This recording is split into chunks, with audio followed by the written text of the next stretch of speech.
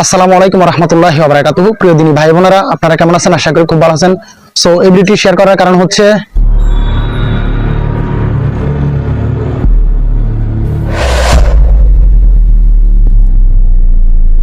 এতদিন দেশ ভয়াবহ উপরে ছিল, তো এখন মূলত দেশটা খুবই ঠান্ডা হয়েছে।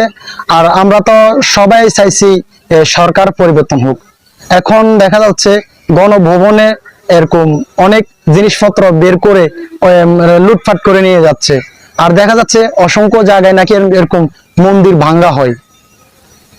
আর এই যে গণভবনে যে এতগুলো মাল লুটপাট করতেছে, এগুলো কাদের ভাই?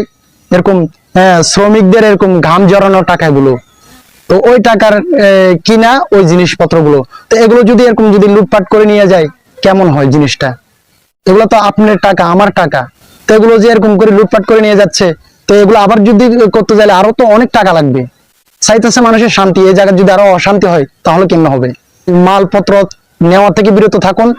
দেশ কিভাবে সুন্দর করে চলে ওটার উপরে আপনারা সবাই ফলো রাখবেন।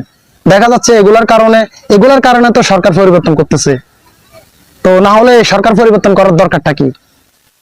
তো আমরা চাইতেছি মানুষ কিভাবে এরকম মিলেমিশে একাকার থাকবে। আর দেখা যাচ্ছে অনেক মন্দির গুলো ভেঙে ফেলতেছে। কেন? হিন্দুরও তো একজন মানুষ, আমরা মুসলমান যেরকম মানুষ, হিন্দু ভাইরা এরকম মানুষ। তো আমাদের দায়িত্ব হচ্ছে, আমাদের মুসলমানের দায়িত্ব হচ্ছে ওই হিন্দু ভাইদেরকে দাওয়াত দিয়ে দিনের পথে নিয়ে আসা। আমরা যদি ওদের ক্ষতি করি তাহলে এটা কেমন দেখা যায়? তার চেয়ে বরং ওদেরকে দাওয়াত দেন, ওদেরকে দিনের পথে নিয়ে আসেন, ইসলামের পথে নিয়ে আসেন। দেখবেন এরকম একটা মানুষ যদি আপনার কথা শুনে যদি এরকম হেদায়েত পায়, আপনি পরকালের জন্য কামিয়াব হয়ে যাবেন।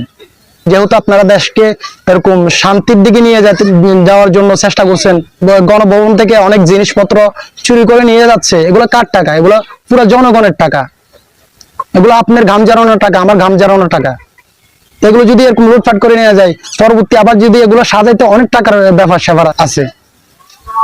তো এগুলোর থেকে বিরত থাকবেন। আর যারা করতেছে তাদেরকে অবশ্যই বাধা দিবেন।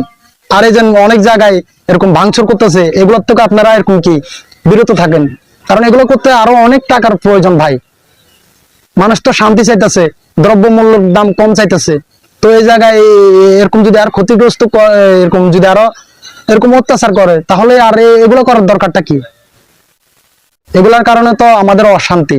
তো এগুলোর দিকে আপনারা ছাত্র ভাইরা অবশ্যই ফলো রাখবেন। সমস্ত মানুষ যেভাবে এক থাকে ওই সিস্টেম আপনারা করবেন। যেহেতু সরকার একজন গেছে, বাট সরকার আরেকজন আসবে, আমরা কিভাবে শান্তিভাবে থাকতে পারি ওটা করা চাই। আরেকজন দিনদার ইমানদার এরকম পুরুষ মানুষকে এই ক্ষমতাটা দেওয়া উচিত আমার মনে হয়। এই ভিডিওটি সকল জায়গায় শেয়ার করে দিবেন। আর আমাদের আলোমান টিভি ইউটিউব চ্যানেলটিকে সাবস্ক্রাইব করবেন, ফেসবুক পেজটিকে ফলো করে আমাদের পাশে থাকবেন। দেখা হবে অন্য কোনো ভিডিওতে।